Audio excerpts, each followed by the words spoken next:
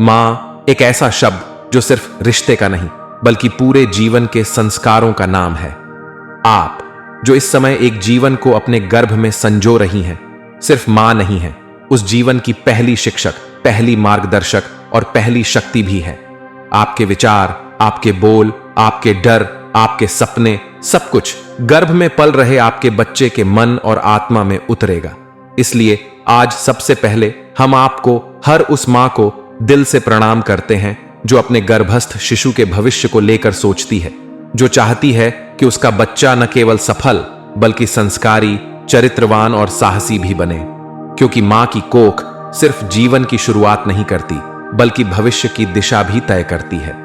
और इसी सच को साक्षात रूप में दिखाती है महाभारत की वो कथा जिसने दुनिया को बताया कि गर्भ में बोए गए संस्कार किस तरह जीवन की राह बदल सकते हैं। ये कहानी है सुभद्रा की, एक मां, और अर्जुन की, एक योद्धा। जब सुभद्रा गर्भवती थीं और अर्जुन उन्हें युद्ध कौशल सिखा रहे थे तो वो समझ भी नहीं पाए कि उनके गर्भ में पल रहा बालक उनकी हर बात, हर शब्द ध्यान से सुन रहा है। और यही बालक बना अभिमन्यु, वो अभिमन्यु जिसने अपनी मां के गर्भ में ही सीखा चक्रव्यूह भेदन, जिसकी वीरता इतिहास में अमर हो गई। आज की ये कहानी हर उस मां को समर्पित है जो अपने गर्भस्थ शिशु को संस्कारित करने का सपना देखती है।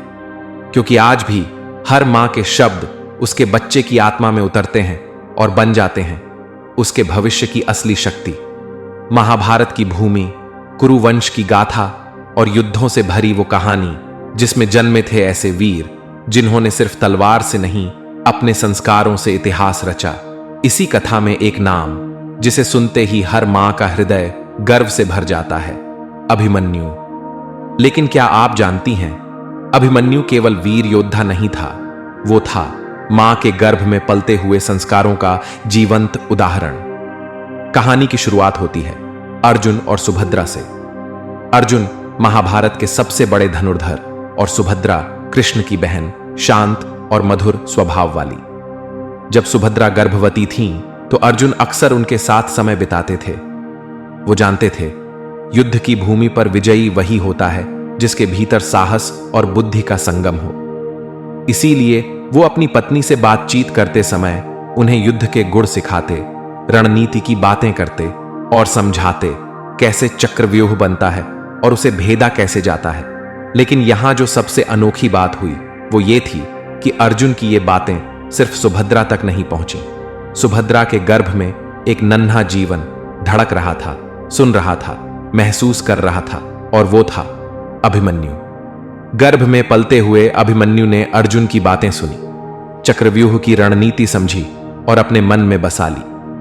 कहा जाता है अर्जुन जब चक्रव्यूह तोड़ने की पूरी विधि बता रहे थे तभी सुभद्रा को नींद आ गई और अर्जुन ने बात वहीं रोक दी। लेकिन अभिमन्यु ने जितना सुना था उतना अपने भीतर बसा लिया।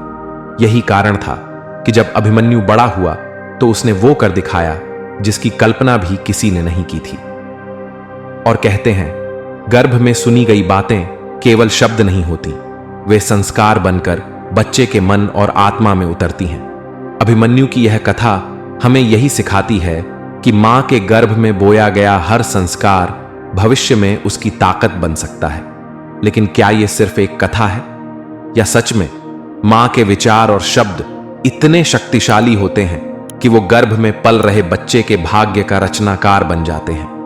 और अब हम आपके विचार जानना चाहते हैं, क्या आपको भी लगता है कि मां के संस्कार उसके गर्भ में पल रहे शिशु के व्यक्तित्व का आधार बनते हैं? क्या आप भी मानती हैं कि गर्भ में बोए गए विचार बच्चे के भविष्य को आकार दे सकते हैं? तो नीचे कमेंट में जय महाभारत या अपने दिल की बात लिखिए। आपकी एक टिप्पणी हमें और भी ऐसी प्रेरक कहानियां लाने की हिम्मत देगी। अभिमन्यु बड़ा हो रहा था, लेकिन उसके साथ साथ बढ़ रही थी उसकी समझदारी, उसकी बुद्धि और सबसे ज्यादा उसका आत्मविश्वास। दूसरे बच्चों की तरह वो कभी बाल सुलभ चंचलता में नहीं बहता।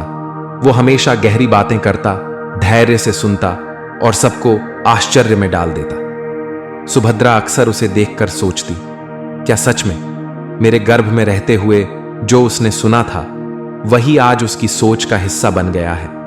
एक दिन अर्जुन ने खुद महसूस किया उसके पुत्र में है कुछ खास। युद्ध विद्या की शिक्षा के समय जब अर्जुन ने अभिमन्यु को कुछ जटिल प्रश्न पूछे तो अभिमन्यु ने उन्हें ऐसे सरलता से हल कर दिया जैसे वो तो पहले से जानता हो। अर्जुन हैरान रह गए। ये तो मैंने कभी तुझे नहीं सिखाया, अर्जुन ने पूछा। अभिमन्यु मुस्कुराया और बोला, पिताश्री, शायद ये सब मैंने तब सीखा जब मैं मां के गर्भ में था और आप मां को ये सब समझा रहे थे। उस दिन अर्जुन और सुभद्रा की आंखों में गर्व के आंसू थे। उन्हें विश्वास हो गया कि गर्भ संस्कार कोई कल्पना नहीं बल्कि सच है। और यहीं से शुरू हुई अभिमन्यु की वो यात्रा जहां उसने हर चुनौती को अपनी मां से मिले संस्कारों के सहारे पार किया। क्या वाकई मां की कोख में सुनी बातें एक योद्धा को युद्ध भूमि में विजयी बना सकती हैं? क्या अभिमन्यु ने सच में चक्रव्यूह भेदन सीखा था? और अगर हां, तो क्या उसके संस्कार ही उसकी सबसे बड़ी ताकत बने? महाभारत का युद्ध अपने चरम पर था। कौरवों ने पांडवों के खिलाफ रचा था महाचक्रव्यूह, एक ऐसा युद्ध विन्यास जिसे भेदना और पार करना सिर्फ चंद महारथियों के ही बस की बात थी। और उस दिन पांडव सेना के सारे महारथी किसी न किसी कारण से युद्ध भूमि से दूर थे। सेना का नेतृत्व कौन करेगा, कौन इस चक्रव्यूह में प्रवेश करेगा, सबकी नजरें एक दूसरे की ओर, लेकिन कोई सामने आने को तैयार नहीं। तभी आगे आया अभिमन्यु, सिर्फ 16 वर्ष का, लेकिन उसकी आंखों में था संस्कारों से जगा आत्मविश्वास। उसने बड़े बुजुर्गों के सामने सिर झुकाकर कहा, अगर चक्रव्यूह तोड़ना है तो मैं जाऊंगा, क्योंकि मैंने गर्भ में रहते हुए इसकी भेदन विद्या सुनी है। मैं जानता हूं कैसे इसमें प्रवेश करना है। सब दंग रह गए, कृष्ण भी, अर्जुन भी, लेकिन अभिमन्यु का संकल्प हिलने वाला नहीं था।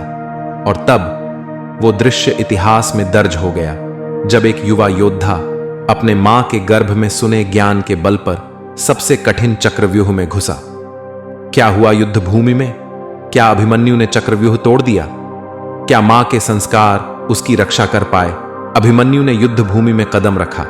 सामने था महाचक्रव्यूह, एक ऐसा युद्ध विन्यास जिसमें प्रवेश करना जितना कठिन था, उससे बाहर निकलना उससे भी कठिन। सैनिकों की कतारें, धनुष, बाणों की वर्षा और बीच में मात्र एक 16 वर्ष का योद्धा अभिमन्यु। लेकिन अभिमन्यु डरा नहीं, क्योंकि उसे विश्वास था उन संस्कारों पर जो उसकी मां के गर्भ में ही उसे मिले थे। उसने पहले द्वार तोड़ा, दूसरे को भेदा, तीसरे को पार किया और देखते ही देखते चक्रव्यूह में प्रवेश कर गया। दुश्मन सेनापतियों की आंखें फटी की फटी रह गईं।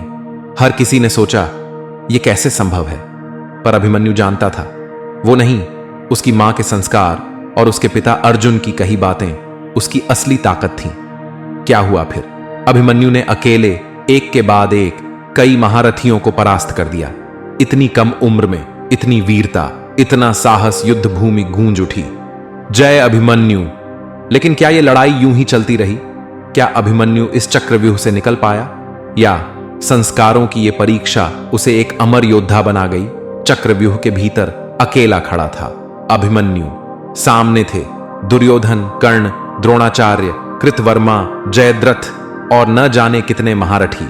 लेकिन अभिमन्यु के हाथों में डगमगाने वाली तलवार नहीं थी, बल्कि मां के गर्भ में मिले संस्कारों की शक्ति थी। उसने किया क्या? अभिमन्यु ने एक एक कर उन सभी योद्धाओं से युद्ध किया। किसी से डरा नहीं, किसी से पीछे नहीं हटा। जब तक सामने दुश्मन था वो डटा रहा, लेकिन किस्मत ने उसकी परीक्षा और भी कठिन बना दी। कौरवों ने अधर्म का सहारा लिया, युद्ध के नियमों को तोड़ा। सभी महारथियों ने एक साथ मिलकर एक अकेले अभिमन्यु पर आक्रमण कर दिया। क्या हुआ फिर? अभिमन्यु घायल हो गया, लेकिन झुका नहीं। वो गिरा, पर उसकी आंखों में डर नहीं था, बल्कि गर्व था, क्योंकि उसने अंत तक अपने संस्कारों, अपनी मां के विश्वास और अपने पिता की शिक्षा का मान रखा। उसकी मृत्यु नहीं, उसका बलिदान इतिहास में अमर हो गया। और उस दिन पूरी कुरुक्षेत्र भूमि ने स्वीकार किया, अभिमन्यु मरा नहीं था, वो अमर हुआ था मां के संस्कारों की वजह से। तो क्या यह सिर्फ एक कहानी थी, या फिर हर मां के गर्भ में पल रहा बच्चा, मां की हर भावना, हर शब्द, और हर विश्वास को वास्तव में आत्मसात करता है। अभिमन्यु की कथा सिर्फ एक योद्धा की वीरता की कहानी नहीं है, ये हर उस मां की कहानी है जो अपने बच्चे के भविष्य को लेकर सपने देखती है।